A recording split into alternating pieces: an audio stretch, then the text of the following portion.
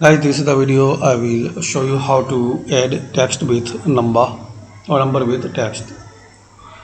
So very simple and easy way I will show you. Here we have some text.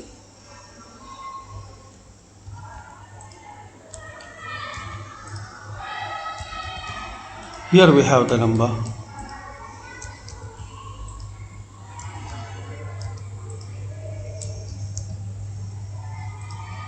Now we will add this both using the formula. So equal, select it.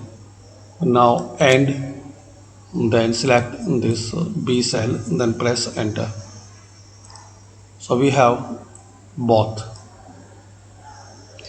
And guys, you need to space between text and number, so you have to use this formula. Equal, select it, then and, now quotation mark, space, quotation mark, and select this second, now number, and enter. So we have a space between text and number space. Thanks for watching.